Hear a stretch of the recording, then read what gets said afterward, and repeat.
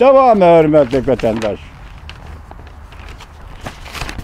Bugün çizlağı 2020 yıl 5. ayının 31. günü. Haftaki yaşşembe. Yukarılık şeyimizden devamı. Bugün günde Prezident Trump'ın Cungo'ya qaratqan siyaseti. Misli körülüp bakmagan, yani tarihte misli körülüp bakmagan bunday siyaset. Belki Amerika'da okuvatkan 360 bin neferi Cungoluk talant ilgilileriga ta'sir ko'rsatishi mumkin. Qo'llab chiqarilgan 3000 dan boshqa yana Amerika taxminan o'qiyotgan 360 bin nafar Cungoluk o'quvchi bor ekan. Bu qo'llab chiqarish mushularga ta'sir yetkazamdi demoqchi. Bu to'g'rida Jungoda aloqador taraflar hozirgacha hech qanday tushuntirish bermadi. Bu deganlik Tashqi ishlar ministriga javlijan yoki xo'jayinlar changlay kangi demidi tehichadi. Amerika ovozi mundaq ko'rsatdi. Amerika hukumati mundaq hisoblaydi. Jungo kompartiyasi doiralari tadqiqotchi o'quvchilar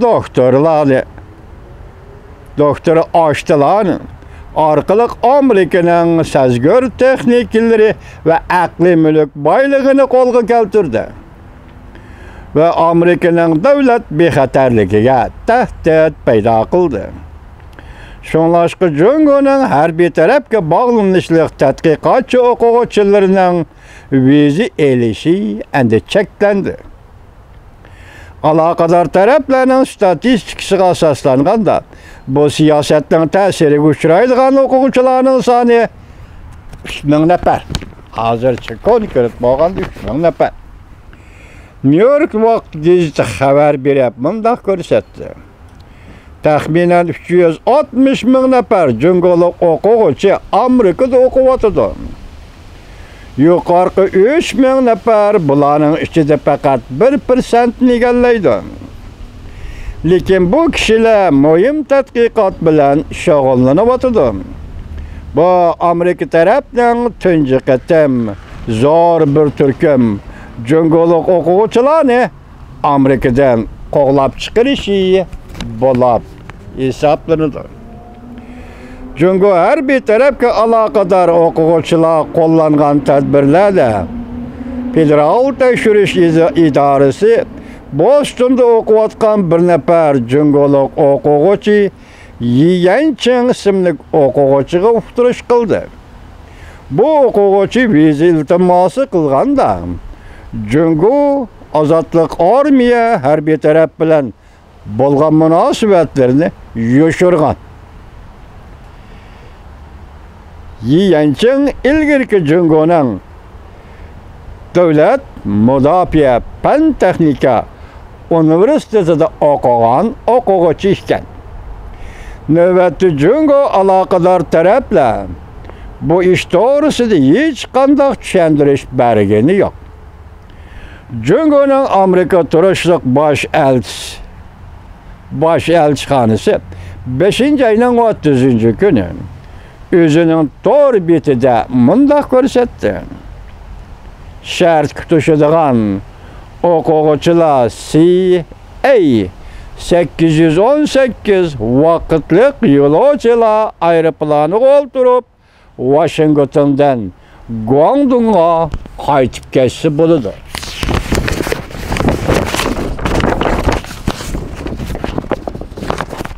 Turishda yani mundaq tilga ilindi, yani bosh elchi Jungo bosh elchixonasining turishida yani mundaq tilga ilindi. Yaqindan beri ko'plagan Jungo grajdonlari chegaradan chiqqanda Amerikada tamojna idorasining tamojdada elektronlik asboblari bu o'quvchilarning tekshirildi. Shunga qaytib ketadigan o'quvchilar chegaradan chiqishda tamojnaga diqqat qilinglar. Behuda avarchilikqa uchramanglar. Bu deganlik elektronlik telefon degandek bu narsani elib manganda ichidagi materiallarni gap so'zlarni o'chirib o'tinglar deganlikmi? Demak bu yerda bosh elchi o'zimi xudik elyapti degan gap. Jungolik o'quvchilar tamoyildan chiqqanda onun qo'lidagi laptopi yo'q, kompyuteri yo'q, telefon deganning ichida nima bor? Bosh elchi o'zi bilmaydi nimaning borligini, lekin o'zi xudik so'rayapti, chataqva degan gap. Shunga sizlar diqqat qilinglar. Undan keyin mushu to'g'ridagi xabarda hozir Jungo maxsus aeroplan evatib Amerika Qo'shma Shtatlari uqtirish qilgan yo'q, qilmagan haliqadek o'quvchilarni o'zlari taklif bilan Beijingga elib ketyapti. Endi buni to'rbatlarda xilma-xil tahlil qildi.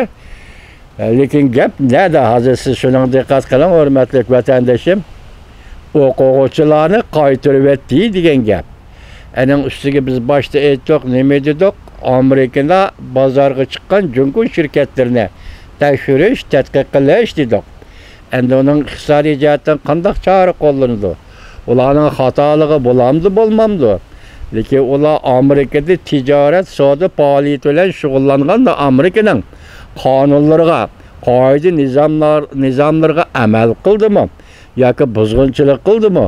Mushu tekshirishlar bo'lganda ikki masalaga diqqat qiling. Biri o'quvchilarni qo'g'lab chiqarish, viza bermaslik, qaytib kelaman desa. Ikkinchisi shirkatlarni tekshirish. Agar shirkatlarni chiqarib yetadigan ish bo'lsa. Mana hozir Amerika Jungo o'rtasidagi munosabat o'quvchilarni qo'g'lab chiqarib yetish darajasiga yetib keldi.